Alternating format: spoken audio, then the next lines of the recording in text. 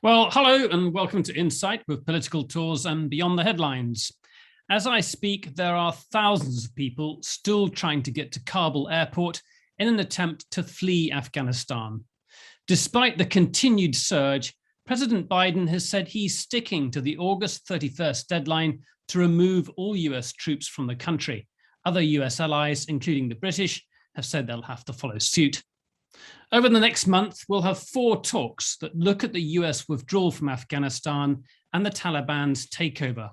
We'll be looking at what this means for US alliances around the world and what it means for Afghanistan and for those left behind. Our first discussion today is with one of America's best-known commentators on US foreign and military policy. He's Colonel Lawrence Wilkerson, formerly Chief of Staff to Colin Powell when he was Secretary of State. He also teaches in the Department of Government and Public Policy at William and Mary College in Virginia. Hello and welcome, Colonel Wilkerson. Hello to you, and thanks for having me on. Great, thank you very much indeed, Larry. Listen, I'm going to cover a whole series of things, and I want to go back in history and pose various questions about American foreign policy and strategy. But before we get to that, just straight off, take away the tweets. Doesn't this have all the hallmarks of President Trump's presidency? Rash decision-making, letting down your allies, and at its most basic level, a lack of compassion for the people in peril. I'm not sure I would characterize it with all those adjectives and phrases. It is certainly a chaotic end to what was a very ill-advised and almost incompetent in the whole occupation of Afghanistan for the past 20 plus years. But we have to go back for the history of this entire thing and not do like the American media is doing and scream and holler about the present moment. You have to go all the way back to Zig Brzezinski and Jimmy Carter and our creating the Mujahideen, who created Al-Qaeda, who helped Al-Qaeda, who presented themselves as a threat to the Soviet Union, and was the only reason Zbigniew Brzezinski and others supported them at the time. And by the way, before Zbig died, he was asked that question point blank in an interview, and he essentially said he'd do it all over again, telling you something about the people that orchestrate the American empire today. But looking at that history and looking at the present set of circumstances is to say, I told you so. Well, we knew it would happen. Whether you want to go back and look at Vietnam and what happened there, or whether you want to look at Syria or Libya or Iraq or Somalia or anything the American empire has tried to do of late with its allies in hand, I must say Britain most handily in hand, has turned out to be at best a limited victory, if at all, and most of the time, like Iraq and Afghanistan, a colossal defeat, a strategic disaster. The Levant is royal from one end to the other today because of our having invaded Iraq. So this is not a stellar day for the empire. It's not a stellar week, a stellar month, or a stellar decade or two for the empire. I'm really worried about it. So, and could this have been done differently? I mean, you could take the decision to come out, but how would you have handled it? Well, the New York Times had a pretty good piece this morning, which is something for me to say because the gray lady hasn't been up to her old standards of late. And that is that, yeah, this looks a little bad here at the end, if not a lot bad here at the end, but you've got to take the whole thing into consideration.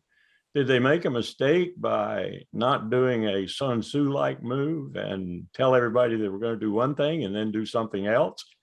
Did they make a mistake by putting Zal Khalilzad himself, I call him the Dennis Ross of U.S.-Afghan relations. Dennis Ross has never had a diplomatic triumph in his entire life, except if you consider him as an Israeli. And Zal is that sort of person. One wonders what Zal said to the Taliban and what the Taliban just said. For those who don't know, Zal Khalilzad is is he Assistant Secretary of State for I don't know what his title is now. I think his title is probably something like Special Envoy to the Taliban talks. Right. That's what Trump put him into. But Zal's been a creature of limited ability, if you will, unless you're looking at Zal feathering his own nest. So why in the world Donald Trump put him back in there, and why Joe Biden's kept him in there is beyond me, because we don't know what was really said to the Taliban or what the Taliban said back to us or what was agreed. He's the chap who led the negotiations with the Taliban and struck the Doha Agreement. Right. We just don't know what it said. And I'm rather amazed at how low key the Taliban have been to this point. Had I been they, I would have been ripping and roaring and tearing up everything I possibly could and inflicting the most colossal defeat I could on the empire as it retreated. They're not really doing that. And some are saying, well, this is a new Taliban. They've learned their lesson. Iran's already apparently, much to my surprise, affected an agreement with them. Zarif, the foreign minister, probably did it before he left, and the new guy in the office now has gone along with that. China has an agreement with them. Pakistan, of course, is their boss for all intents and purposes, with the ISI in many circles called the godfather of the Taliban. So everyone's been in on this except us, apparently. But I don't know that. I don't know that for sure, because I don't know what people were negotiating behind the scenes. And I do say this immediate circumstance looks disastrous, and probably is. But at the same time, I don't know what we've agreed, and I don't know what the Taliban have agreed. I don't know how that's going to come to fruition or not, who's going to violate what part of the talks and who's not going to violate it. So I have to wait and see and hold my fire, unlike the media, which just loves blood. It just loves blood. But isn't it just simpler than that? I mean, yesterday, I think it was the House Defense Committee said that the deadline wasn't going to be pushed back. They accepted the Taliban. The US said, we're going to, we'll leave Turkish staff in the airport. We'll carry on beyond the 31st deadline, and we'll leave the airport intact, cleaned up. So you've got operating airport staffed by Turkish officials. And the Taliban said, we're having none of that. That would seem to me as though the agreement's got very little written into it. Don't know. I haven't seen the agreement, and I dare say there aren't but a handful of people who have, probably on both sides. The Taliban have different leadership too. We'll just have to wait and see. But the moment is taken up by this crisis, which seems to be dominating everything, and people have short memories. They forget that weeks ago, they didn't even know where Afghanistan was on the map. Okay. I mean, so I'm going to come back to this. Some might say to you that you've got an overly dismissive view of people who have been allied with the states, who've worked alongside US troops, whose lives now are in very real danger. Well, you're talking about the Afghans. You're certainly not talking about NATO or other members of the allied coalition that participated in Afghanistan for the last 20 years. And the Afghans have to have known that this was coming. They have to have known that.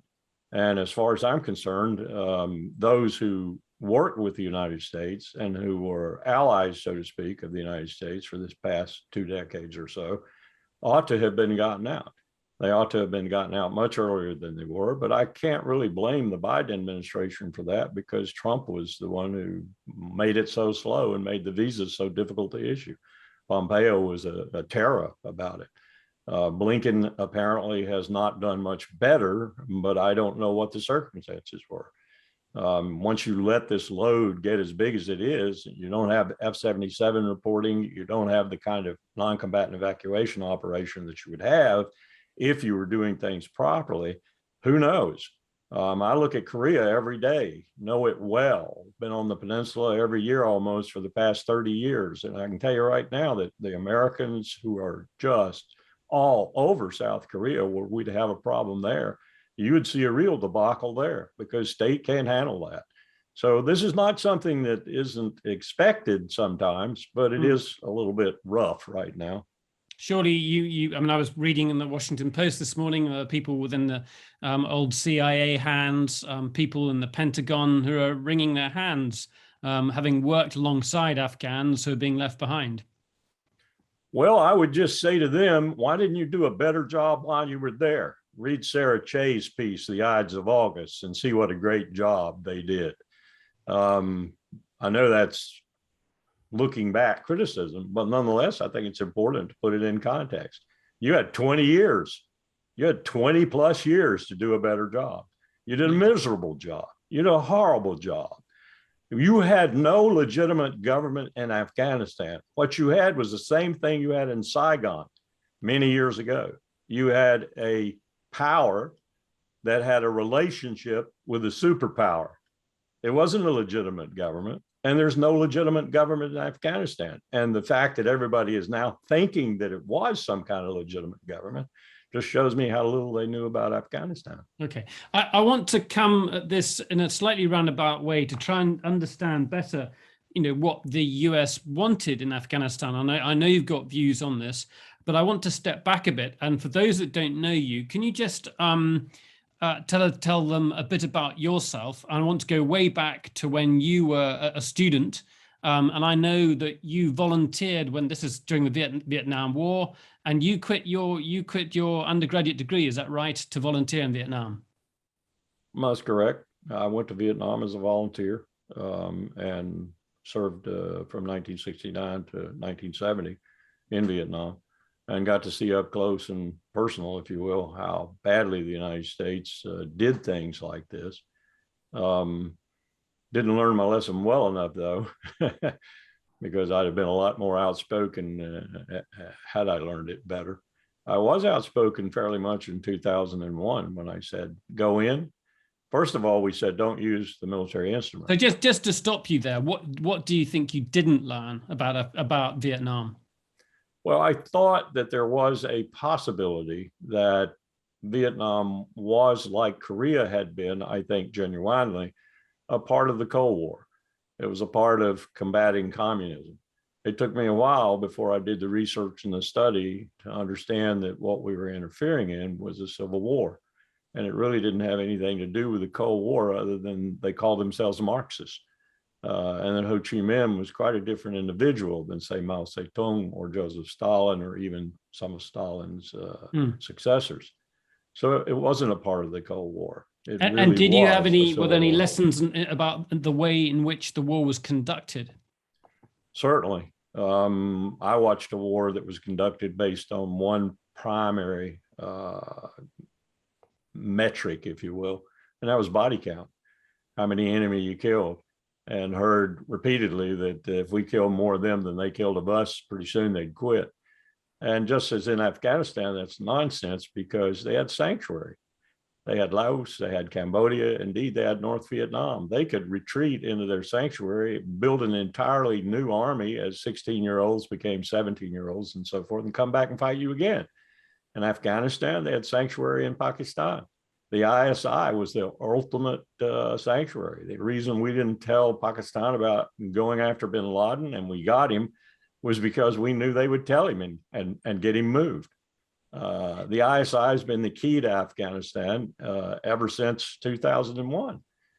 If you can't deal with the ISI, you can't deal with Pakistan. This is an incredible Pakistani victory over the empire. Then you can't ever fix Afghanistan. And you certainly can't fix it if everything you're doing is full of corruption, full of bad leadership, full of the CIA rather than the State Department or the military even, because the CIA ran everything in Afghanistan. It couldn't do that in Iraq because we kicked it out of Iraq. Right. Okay. There's a lot to unpack there, and I'm sure maybe if we can put Pakistan just to one side, because that's another avenue, and I think it's a very important avenue, bearing in mind that it's got nuclear weapons, and far more advanced than Iran, for example. Now, if you were really going to be strategic about Afghanistan, and I've said this, I've said it publicly, you'd stay, you wouldn't leave, and you wouldn't give a hang about state building. Oh yeah, you'd have State Department people there, USAID people there. You'd do some state building, you'd do some humanitarian work. But if you were playing a real strategist role here, a genuine strategist role, you'd stay, and you'd stay because you're right next to the potentially most unstable nuclear stockpile in the world, Pakistan's, building new tactical nuclear weapons every month. You'd stay because you are cheek and jowl with China's main base road initiative through Central Asia. And you'd stay because if you ever do go to war with China, you want to be able to have troops on their other flank, as it were, so that at a minimum, you could conduct covert operations in Xinjiang province, a province bigger than France, with 12 to 15 million people who don't like the Han Chinese, the Uyghurs, and you'd use them to destabilize Beijing. All of this, if you went to war with China, not something I'm advocating at all, because we'd probably lose. But if you were going to stay in Afghanistan and you wanted strategic reason to do so, as you had in Germany, as you had in Japan post-World War II, you'd stay. What was the motivation when you were in the State Department? You were there, I'm thinking right between 2002 and 2005, is that right? Correct. Yeah. What, as you saw it, and I know there'd be competing views about Afghanistan, what was the interest? What was the motivation for being there? 2001 had happened. The Taliban had been pushed back. Al-Qaeda had been, Osama bin Laden had not been found, but the Taliban had been routed, and NATO and alliance of forces were firmly ensconced in Afghanistan. What did you see as the importance of that then when you were in the State Department? I didn't see anything important about it. I said, get out, teach the Taliban a lesson, get as much of Al-Qaeda as you could, hopefully bin Laden, and get out, leave, don't stay. Especially don't stay if a month or two after you've invaded, you take your focus off of Afghanistan and put it on Iraq, which is exactly what we did. You do not have, as Colin Powell told them at the time, Dick Cheney told him he was not chairman of the Joint Chiefs of Staff anymore, so shut up. You cannot do two major regional contingencies simultaneously. So finish Afghanistan before you go to Iraq if you're going to Iraq. Nobody paid any attention to him because they're, as President Bush himself said, their dander was up. We'd been attacked. And frankly, the administration was scared the American people would throw them out if they didn't do something dramatic. That's why they went to the war instrument instantly. And secondarily, they wanted to set things up for Iraq. We now know, I now know. I didn't know it at the time. I suspected it because I'd been to the Pentagon to see their war planning. And I didn't understand why they were doing things like planning for war with Iraq, planning for war with Syria, planning for war elsewhere in the Levant, when we were looking at Afghanistan post 9/11 with blood dripping from our fingers, if you will. So there were signs of it even that early, October, November 2001, but I didn't know they had these grandiose plans to destabilize the entire Middle East in order to protect Israel, in order to protect our oil interests, and so forth. For those that don't know, Larry, I think maybe it's actually worth just talking about briefly. You were involved in that famous speech that Colin Powell gave to the UN, at which he produced the vial that supposedly had something akin to anthrax in it. Can you just talk briefly about what was the motivation there and the writing of that speech? What can you recall from that?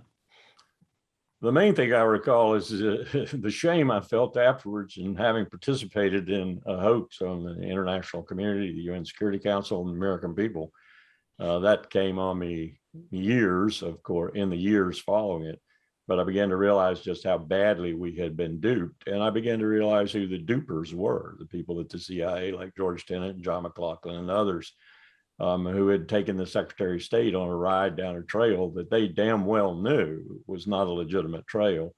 But they knew that if they were going to service the, as George Tenet said, the first client, President Bush in the White House, that they had to do that. Not like that was the first time it had been done. Bill Casey did it for Ronald Reagan in his buildup during the early 80s. Painted the Soviet Union much bigger than it really was. So it wasn't something the CIA hadn't done before, but it wasn't something I was involved in before. So I was pretty furious when I realized what they had done to my boss and by implication, what they'd done to me. But what did you think that was the actual strategic purpose of being in Afghanistan? If you didn't agree with it, if you advocated against it, what do you think the administration saw it as? As I said, I think we got caught up in the bloodlust post 9/11, used the war instrument, and instead of coming out after we'd done that, after teaching the Taliban a lesson and rooting out Al-Qaeda, we lingered. And we lingered for a number of reasons, many of which have become quite clear to me over this past 20 years. One of the most prominent and unconscionable reasons was because it was a cash cow. The military constantly told the president that we had to stay because it was a cash cow. And by that, I mean the military industrial complex from Lockheed Martin to Raytheon to military contractors. At one time, there were more military contractors in Afghanistan than there were soldiers and Marines. You could not get the chairman of the Joint Chiefs of Staff to tell you, and he would admit it, how many contractors were in Afghanistan. They were making tons of money. Sarah Chase has written an article called The Ides of August, and she spent 12 years in Afghanistan, in which she details all of this as much as you can in a short article. But it was corrupt, and it was very, very remunerative. It was just luxurious with the cash that flowed to the military through the operations overseas contingency. So without fund. sort of talking about conspiracy theories, you're literally saying there's a sort of military-industrial complex. The military themselves are so committed to the idea because they're involved, they're on the ground, they're doing things, they're active. They see a purpose for themselves, and that's self-perpetuating. Yes, and it works with NATO too, because NATO needs to practice, as it were. NATO needs to get out of area and learn how to do out of area operations. So how about Libya? How about Syria? How about Afghanistan? How about anywhere where we can put NATO forces and let them act? The cold call from a member of the Norwegian parliament the other day, and that's the first time I discovered in that telephone call that Norwegian pilots led the bombing in Libya. Well, what are you doing that? Well, what we're doing is we're doing things for the empire so that the empire will honor Article 5 for us if the Russians come in. Well, that's a bargain with the devil, is it not? Well, it's the bargain our government made. Okay, so your position evolved or changed, and particularly as the United States sort of pushes up against China, as you've indicated now, basically seeing Afghanistan as a strategic base for the United States next to China. The issue I have is, and this was partly why I asked you about Vietnam, is that the same sort of approach, the same tactical approach that was used in Vietnam. You protect your troops as much as possible by using air attacks from the air, and large numbers of civilians get killed. And very soon you have a population that's really, not happy with the US, not happy with with foreigners as much as it's not happy with the Taliban, and in some cases, in actual fact, quite happy to support the Taliban as a result. That's part of it for sure. Air power is not a panacea, never has been, probably never will be. And unless you go nuclear, then it's all over. And we think it is. We think air power is a panacea. It doesn't work that way. It never, as I said, never has. Using that tactic, though, or criticizing that tactic in the way that you just did is a easy way to look at a very complex situation and find simple solutions, which I don't think are the right solutions. It's more complex than that. I don't think as Sarah implies in her article, and others whom I've talked to were in Afghanistan for a long time, including a man I put there who was there for 6 years, that the Taliban and the Afghan citizen in general, whether they were of this tribe or that tribe, never saw eye to eye on very much. What they saw eye to eye on was the distaste they had for the Americans and the Americans' allies. And that's historical with Afghanistan, I think. It's all couched in the phrase graveyard of empires because they don't like external forces. And so if you want to unite them, even unite them with people they don't like themselves amongst their own tribes, then bring in foreigners. And we have a very bad understanding of that phenomenon. Right. Let's start bringing some questions. If you can, people can start putting your questions in the Q&A box just here. You can put them direct to Larry. Larry, just where with Biden taking this decision, one that was already set up by Trump, do you see America as becoming more, and this is a question that's asked again and again, becoming more isolationist? It is a something that comes up again and again. I was reading, there's Josh Hammer speaking in Newsweek. He's urged the United States to come home and rebuild itself. This has echoes of Barack Obama 10 years ago, talking about the focus on nation building here at home. And as I say, you could go back to George McGovern, post-Vietnam with a similar thing. So my question is this, we've certainly seen with Trump beforehand a push away from Europe. It's tempting to see Biden acting in a similar way. It is, but I don't see Joe Biden that way. And I've been with Powell for a long time, and Joe Biden was a good friend of Powell's. And so through Powell's eyes and otherwise, I saw a lot of Joe Biden. And I would also say in November of 2015, in the Roosevelt Room in the White House, President Obama and John Kerry, as then Secretary of State, sat across the table from me. And President Obama was supposed to be thanking us for our work on the nuclear agreement with Iran, which at that time had roughly skidded through the last gates and was in effect. But he didn't talk about that. His very first words were these: there's a bias in this town toward war. And then he went on to tell us that essentially he didn't know what to do about that bias. So we're not really talking about isolationism so much as we're talking about stopping the stupid, endless wars. And that's what Obama was talking to me and General Paul Eaton about that day in November 2015. Stopping the stupid, endless wars, of which there have been quite a few of late. That's not isolationism. That's common sense. That's good judgment. That's being an empire that knows what it's doing rather than one that's frittering away its power on the peripheries of its imperial writ. Larry, you use the word empire. Do you use it with a sense of irony? Why do you use that word? Because we're an empire. We're an empire. Russia and China have together about, the rest of the world. Let's just look at the rest of the world has somewhere between 70 and 80 overseas outposts, military bases. We have 800. We have 800. We are an empire. Our writ extends from one end of the globe to the other. We are an empire. Whether we admit it or not, it is immaterial. We are an empire. Okay, I've got some questions that have been sent through by email, so I'm going to ask one here that has been sent by Sue Seklocher, and so she says U.S. intelligence was quite wrong about the time frame for the Taliban to reassert itself in the country. If I didn't perform in my job in a major corporation, I'd be terminated or reassigned. Is this happening with the intelligence services like the CIA? This isn't the first time in recent years that U.S. intelligence has horribly missed the mark. I'm skeptical of any accurate intelligence from the U.S. government agencies over the last several years. How should the intelligence community be restructured? I would not base my corporate or national security decision on U.S. intelligence if it were the last thing on the face of the earth on which to depend. It's that simple. If you look at the colossal errors in the last 25, 30 years made by our intelligence entities, of which there are now 17, costing over 100 billion US dollars a year, they're just unbelievable. They're unconscionable. They're just unbelievable. We do not have decent intelligence, and you can't make good national security decisions, let alone strategic decisions, if you don't have good intelligence.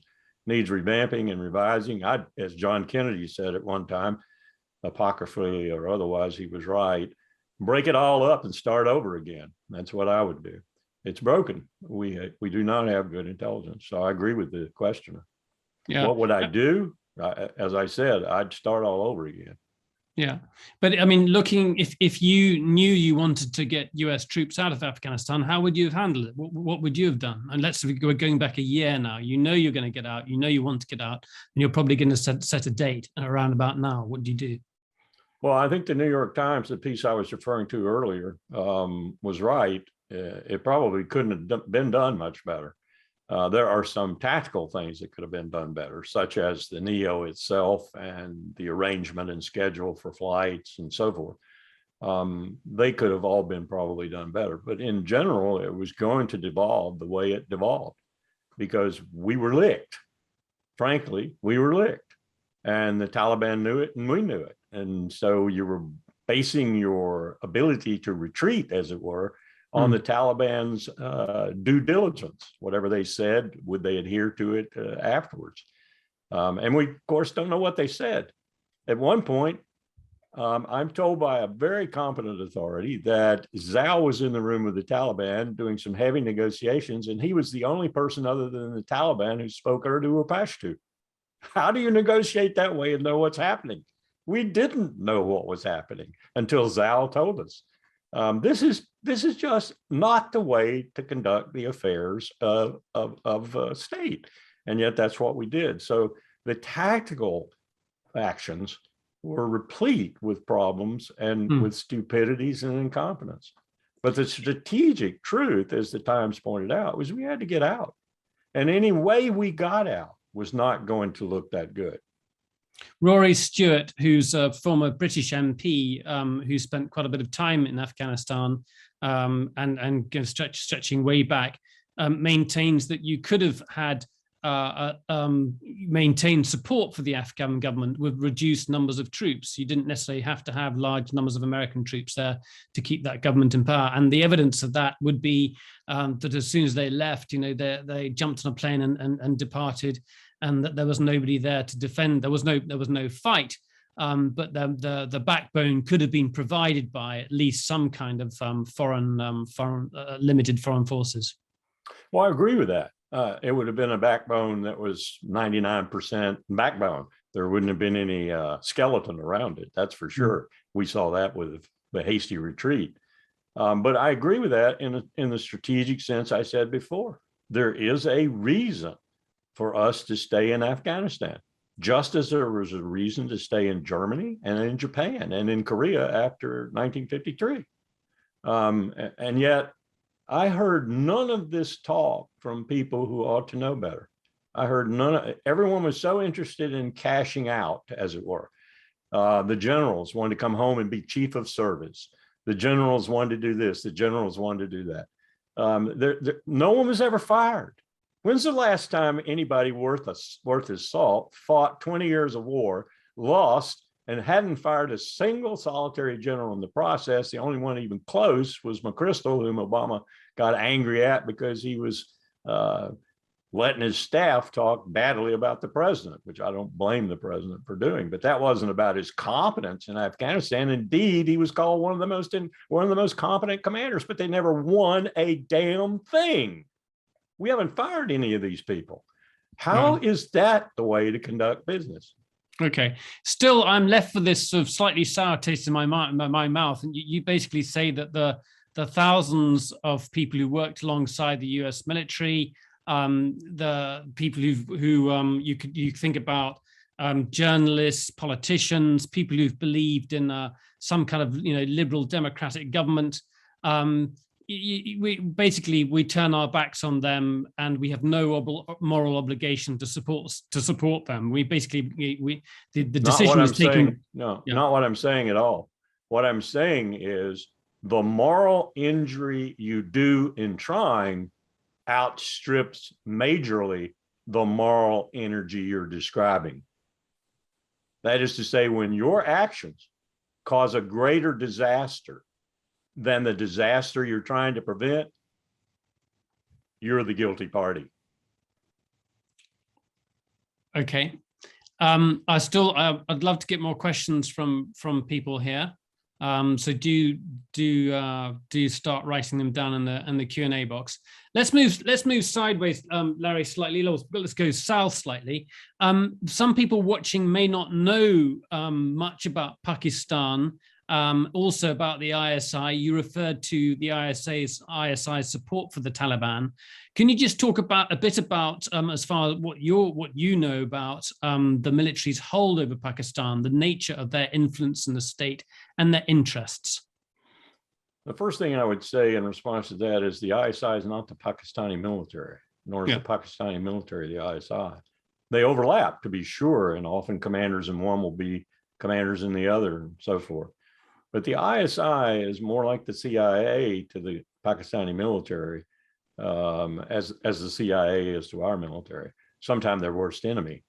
And I think the difficulty here for us is that we have tried to maintain a relationship with Pakistan because we didn't want her to go fully into China's camp. Well, look what's happened. I think it's fair to say right now that she's far more in China's camp than she is in ours. Pakistan is probably chortling right now. Look at what we did. Not only did we get rid of the problem we had with the Taliban maybe being put aside, as it were, but we beat the largest empire in the world, the ones that I think there are plenty of tweets to that effect, and also even some along those lines from Imran Khan, Prime Minister Imran Khan's office as well. Yeah, and I can't believe that Mohammed bin Salman in Riyadh isn't doing that too, particularly given the cold shoulder Biden seems to have shown to him, because of late, MBS has been willing to give Pakistan money hand over foot. And it isn't for hunting as hawks in Pakistan. It's to support terrorism, because the largest supporter of state-sponsored terrorism in the world is Saudi Arabia. And Pakistan is one of the cockpits of their doing that. Now, the ISI and the military in Pakistan and the politicos in Islamabad have to be very careful about this, and they know that. They're playing a very dangerous game, because they're breeding these terrorists within their own midst as they're breeding them for other places, like Kashmir, like Afghanistan. So, Larry, what do you do? I mean, the US potentially is meant to have a huge amount of influence over Pakistan. You're saying that doesn't exist. So how do you ensure that Pakistan does what you want them to, or are you basically talking about some kind of disengagement? I mean, I'm sorry, we're talking in very general and quite simplistic terms here. I know. You led me into that one nicely. You stay in Pakistan you stay in Afghanistan with hard military power. That's one of the primary strategic reasons for staying in that landlocked country that's so hard to get into, that you're already in and you have major facilities in. You stay there because it's not about Afghanistan. Yes, you can make it ancillarily about Afghanistan. You can bring in the State Department. You can do all kinds of good humanitarian things that might rebound to Afghanistan's ultimate credit in the future. But your reason for staying there with hard power is Pakistan. It's nuclear weapons, the imbroglio with India, and secondarily, or maybe even primarily, the way we're talking about China these days, China. Okay. We've got questions coming through now, fast and furious. It's very good. There's one from Peter Sullivan here, which I'll read out. He says, when does Political Tours expect to take its first tour to Taliban-run Afghanistan? Peter will be the first on that tour. It might just be for you. But Political Tours has never run tours in, well, apart from North Korea, I have to, but generally we go to places where we think we're going to be safe. Needless to say. Lois Towart, let's take a question from Lois Towart in Sydney. Let me just say that you might. Go on, Larry. Sorry. I was just going to say, you might be safe. I'm got to believe the Taliban leadership that was negotiating in Doha has learned a few lessons.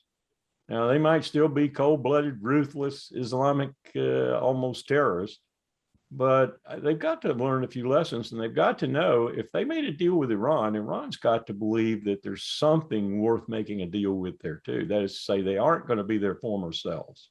So I'm not jumping to conclusions about them yet.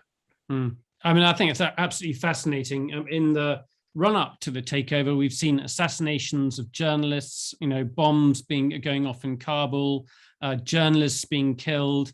So there are very real reasons why people should be fearing for their lives. Yet at the same time, the signals that the Taliban leadership are giving out are they want legitimacy, they want recognition. I would like to believe what you're saying. I'd like to believe that you can engage with them, but who knows? Lois, well, when you breed these kind of people, they're not that easy to control sometimes. Yeah. You've got your foot soldiers out there. I mean, after all, we produced Abu Ghraib. Your foot soldiers don't always correspond with your ideas of human dignity and rights and all the rest of the good stuff. Yeah. Lois Tart. I've got okay, you can hear me? Okay. Yeah, go on. I'm in Australia. I was actually traveling in Russia in late 1990s, early 2000s, and I was actually hanging out with scientists of all people. Okay, there's a story in that.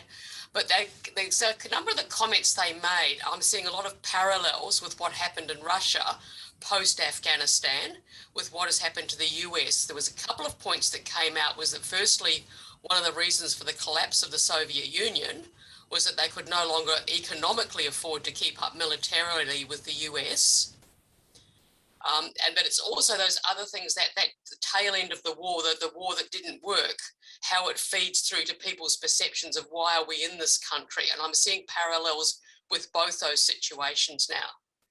I'm also going to put that question to the other side, because the Taliban need money, and they can't keep Afghanistan going with proceeds from mining and opium. They're going to need more than that. So that's a tertiary question. But money, is that a primary concern, Larry, when it comes to US interventionism? Well, I think it is. But if you're in any way familiar with the Fed's meeting in Jackson Hole, the most recent meeting where they took BlackRock's paper going direct, you understand that they have an entirely new vision of how the United States is going to finance this colossal deficit that we have right now. And I have to think that the only continuum is going to be that it's based on oil being delineated in dollars and the US military and its ability to project power all over the globe. Because I don't see anything behind this economic system they're suggesting, indeed, that they're already putting in play other than that. So that's it's different from the Soviets. The Soviets couldn't do that. There's no way the Soviets could do that. They didn't have the global financial sway that we have. But whether or not we can sustain this BlackRock produced going direct economic system is another matter altogether. As for the Taliban, I think you've struck something that they're going to have to sort of ameliorate their behavior in order to achieve. If they want money out of Iran, money out of China, money out of Europe, money out of the United States, ultimately, they're going to have to amend their ways to a certain extent, or they're not going to get it. What I'm seeing from Wang Yi, Chinese foreign minister, state counselor, and what I'm seeing from Sergei Lavrov, and what I'm seeing from the new Iranian regime, and for that matter, what I'm seeing out of Islamabad, at least preliminarily, indicates to me that they think they can deal with the Taliban. That wasn't the case in 2000. Certainly not with Iran. Iran was one of our strongest allies when we went into Afghanistan in the first place. So I'm willing to hold my fire and watch and see what happens. While I lament the present situation, as you just pointed out, it's not good. And it's certainly not good for those who helped us in Afghanistan. Down right from me in Fort Lee, Virginia, the first Afghans are coming in there, and there are thousands of them. And I'm being asked to volunteer and go down there, and I may do it. A lot of my friends are doing the same thing because we owe these people something. But that's a different matter than the strategic things I've been discussing. Okay, point well made. The British Defence Secretary was almost in tears at what was happening. And there was a real sense, I think, in Parliament and among British officials that Biden should have consulted his British allies. Also, that other NATO leaders thought that at least phone calls could have been done and there could have been some consultation in the run-up to this, and there wasn't. So there is a sense that Biden has left people in the lurch. I don't doubt that. I fought Jake Sullivan and Tony Blinken. I don't know if it's because, like with Pompeo, they're so inexperienced, plus Pompeo was just a thug, worst Secretary of State, and that's saying something I think we've ever had. I don't know what it is, but they don't seem to get it. They don't seem to even know how to conduct decent diplomacy, which you just described. Not talking to the allies, not talking to our friends, not letting them know what's going on and so forth. There's no cost to that. And there's enormous cost to not doing it. So I don't understand it. Okay. Diane Cook, another question. Larry, you a little while ago were talking about saying that this was not the way to conduct the affairs of state. And I think I live in the UK, which I can share some of that sentiment. But how do you see that inability, and you're really talking about that just now, of the West to kind of conduct affairs properly? Do you see that shared across NATO?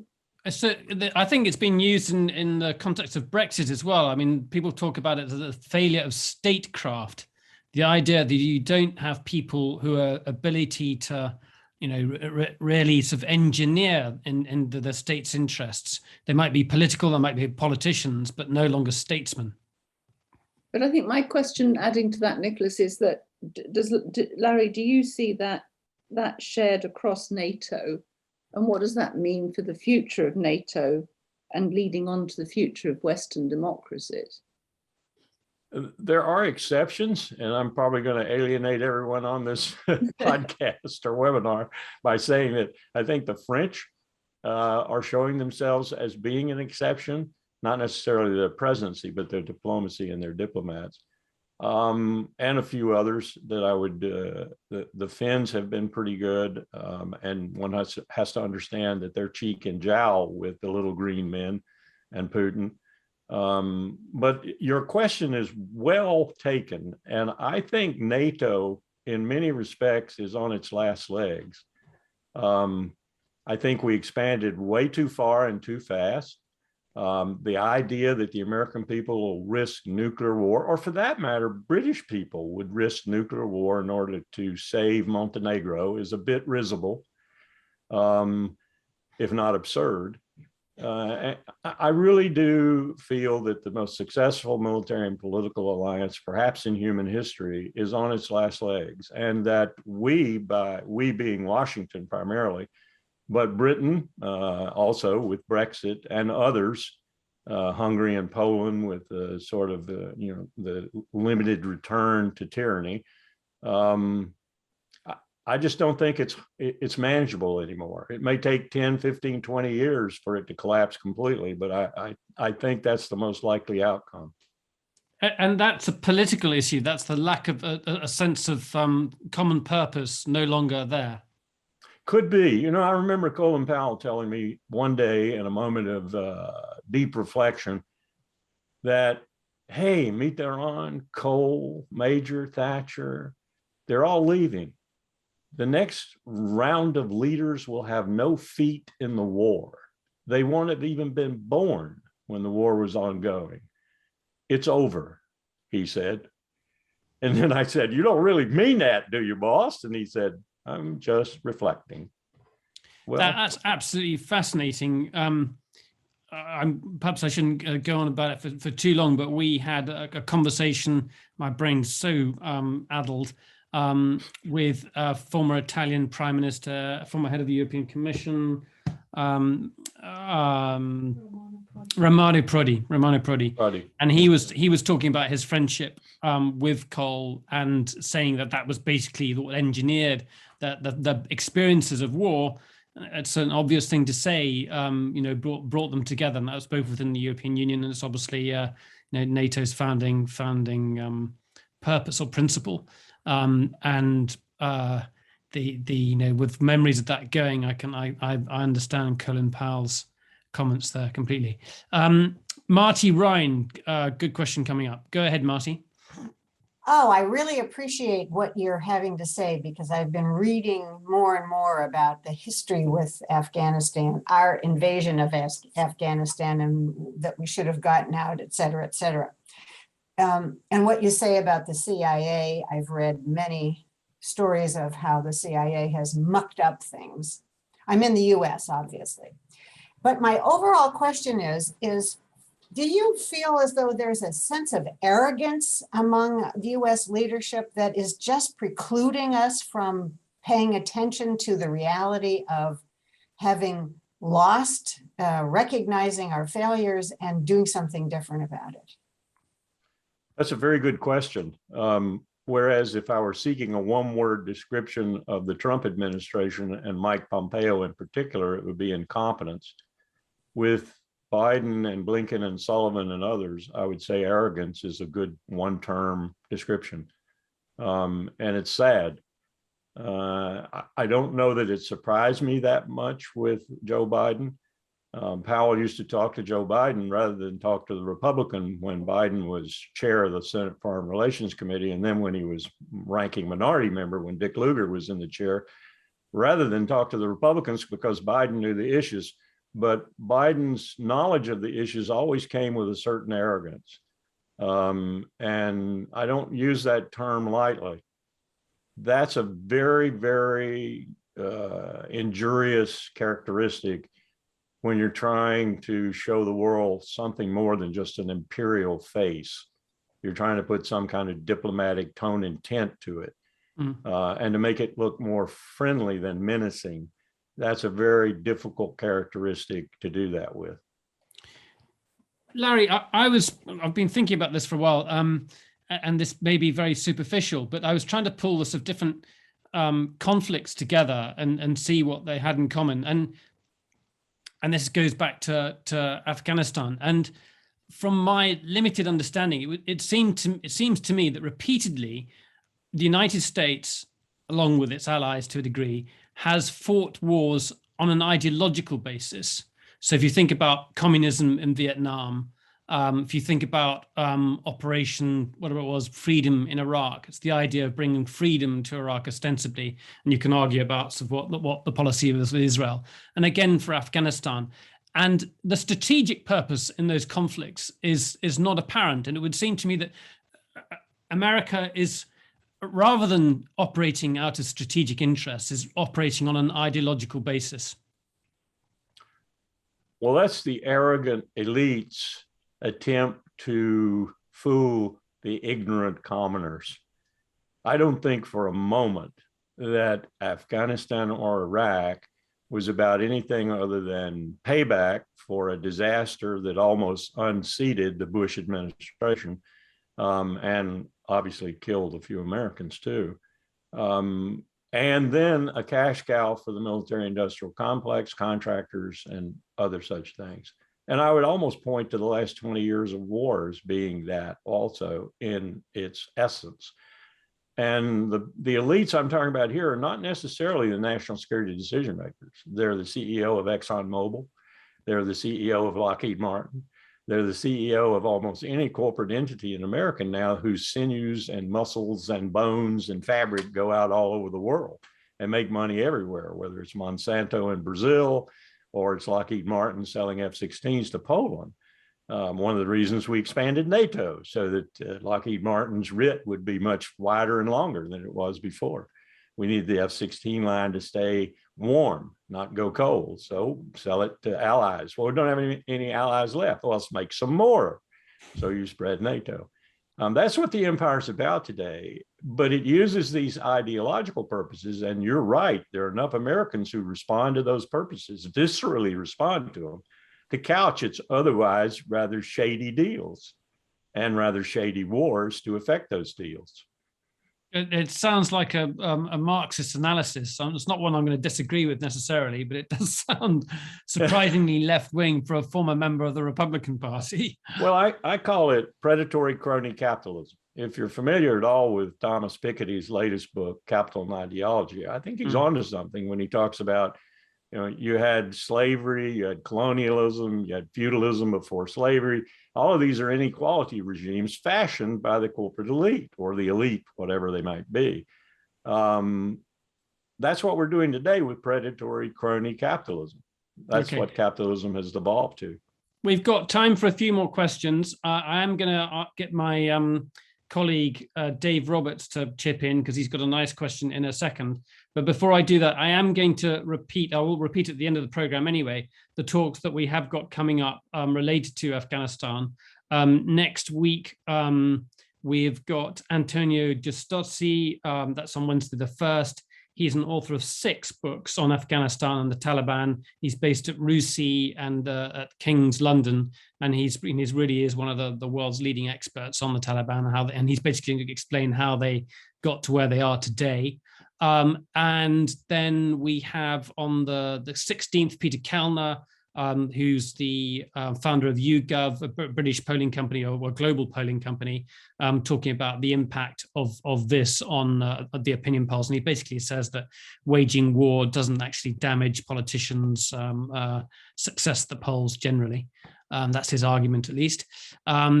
David Loyne, former BBC correspondent that many in the UK will be familiar with, has just got a book out on Afghanistan and the US involvement in Afghanistan, and he'll be with us on Tuesday, the 21st. And then at the end of the month, we'll be talking again to the Afghan journalist Halima Ahmad, who at this moment is trying to get friends, family, colleagues out of Afghanistan. So it's a pretty fraught time for her. She's going to be talking to us at the end of the month on the 28th. We've got Yuri Vint who's got a question. So if we can bring Yuri up.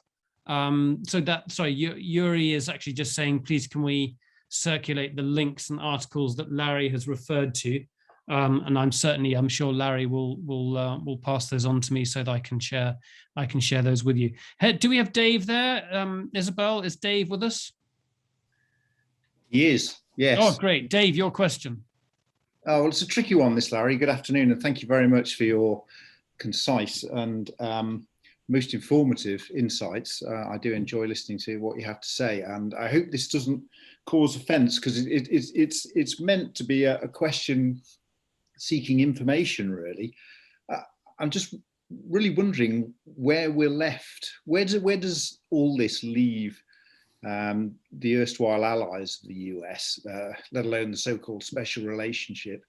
None of it seems to inspire trust in any long-sighted vision, stamina, or even judgment on the part of the US. And if I look at the US, and I have family in the States, and I'm very fond of the country, but it almost seems as though it's fighting a war on two fronts, with failures in foreign policy, and then the factionalism created at home by, well, let's just call it the arguments around identity politics. And well, I'll stop there. I think Larry's in danger of saying yes. Well, no, your question is on my mind 24/7. I think we're at a moment, though, of supreme optimism, in the sense that to make America whole again, not great again, whole again, or reasonably so, you need profound crisis. That profound crisis is staring us in the face. It's burning down our forests in the West. It's drying up our aquifers in the West and Midwest. It's presenting us with hurricanes like we've never seen before. The military, each service just surprised all of us at the Climate and Security Working Group, basically a DOD, DHS group, when they declared drought their number one threat. After the last decade, it's being sea level rise because of the threat to their coastal installations. We asked them, and they told us, we have 200 installations that are threatened by drought because we are hooked into, of course, the surrounding civilian community, and it's threatened by drought. So are we.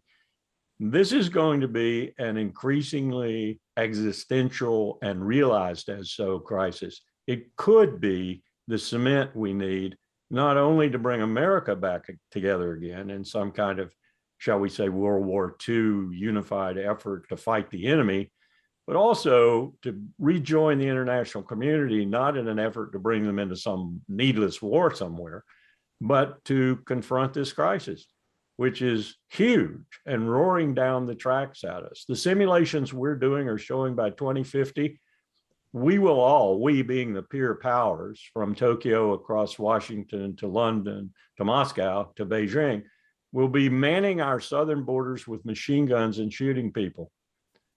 Refugee camps will no longer be enough. We'll have some 500,000 in refugee camps in this country alone. And we'll be shooting people. We'll put our militaries on our southern borders and shoot people. We need to do better than that. We need to start taking action. And the only way we're going to do it is concertedly, together. Maybe that's the glue, the cement, that could bring us back together again. Okay, we've got COP 26 taking place in Glasgow in November. Right. That's going to focus people's minds on that. I'll just extend this for a couple of minutes. We've got a good question coming from Yuri Vint in Australia. Go ahead, Yuri. Thanks, Nicholas. Larry, you kind of mentioned something and it just triggered a query in my mind as to the sort of domino effect that's likely to happen as a consequence of the withdrawal from Afghanistan on the stability of the Middle East, unstable as it is already. You got Lebanon at breaking point. You've got some substantial kind of quivering in Jordan. The relationship with Saudi Arabia seems to be tense and certainly not what it was, the Trump MBS kind of relationship. Can you see any kind of ripple effect happening in the Middle East that creates yet another new crisis there? I do. I really worry about that region nearly every moment of my waking hours. And not because the United States is leaving, which I think we are ultimately going to do, but because we have made such a mess of it. And I know that part of the reason for making that mess of it was to protect Israel, because the neoconservatives and others in my country thought that if they roiled the Arabs and the Persians so badly that they were at each other's throats, both Arab on Arab and Arab on Persian and vice versa, Israel would be safe. And my comments throughout all this, unheard, were that be careful what you wish for. You're jeopardizing Israel's future altogether. In fact, I would make a pronouncement right now that I don't think Israel will be here 25 years from now. And that's because they're headed straight for apartheid, if not already there in Jerusalem, West Bank, and the Golan. They are headed there, and they are headed right for a undemocratic state. It will not be a democracy, can't be a democracy. And a lot of that has been caused by the support for Netanyahu that these wars have given. Support that was ill-advised, ill-timed, ill-conducted, and you name it, ill. But Larry, just bringing it up, those are quite some predictions. I don't know if Yuri wants to come back to that, but just in the short term, in terms of what the US has done in Afghanistan now, what can you see short-term impacts? Well, the short-term impact is already with us. People are trying to restore Bashar al-Assad's government in Syria so you can have a reasonable semblance of unity and back to some kind of prosperity and peace there. You've got a problem now with Qatar having already announced they're probably going to do it this time, a democratic of sorts election to its Shura Council, its governing council. The Saudis are looking at that with great fear. You cannot maintain these solidly authoritarian regimes where 90% of the wealth goes to those elites all the time, and foreign workers come in are treated like slaves. You can't maintain this. And so the United States can't maintain alliances with that much longer without being infected itself, if it's not already so. Yuri, do you want to just come back to that? Just a reaction to that, Yuri. Yeah, look, my only comment is that, the concern would be that Lebanon collapses altogether, floods of refugees across, destabilizing Jordan, and again, Saudi's own reliance on oil as its sole economic pillar, a diminishing return and some form, not a progressive things towards democratization, but a kind of almost economic collapse. What happens in that environment? I mean, I'm not so much worried about Israel. I mean, I take your point about the occupation in the West Bank and Gaza and so on, but that almost dims in comparison to the kind of crisis you're going to get in Lebanon but those are things that stand alone anyway. That's not dependent on Afghanistan in any way whatsoever, is it? Yeah, but the shock to the system is what I'm. How does that? I understand, but I can't ever say that Israel doesn't matter. I can't. Not in this country. Not in survive. I think we're going to see what we're seeing right now with the predictions for the refugee flow that's going to increase once again, as it did with Syria, with Afghanistan into Europe. And I think what you've said is we're going to see that refugee flow grow by leaps and bounds with the collapse of other states as they collapse. And then climate change is actually already being felt very, very much so in the global South. And Southwest Asia is a real part of that global South that's feeling it. So you're going to have Eritrea, Ethiopia, and other places that are now almost basket cases already. You're going to have the Red Sea, the new cockpit of strategic competition between the US and China, which no one's talking about much except my military. You're going to see all these things begin to push people out and to push people north. And they're going to go north to the countries that matter in terms of wealth and food and water and so forth. Yes, I don't have a solution for this. And certainly the United States maintaining military power all over the Levant is not a solution. Okay. At best, it's a Band-Aid. Larry, thank you very much indeed. It's been a wide-ranging conversation, provocative, thought-provoking. My thanks to you very much indeed for your time.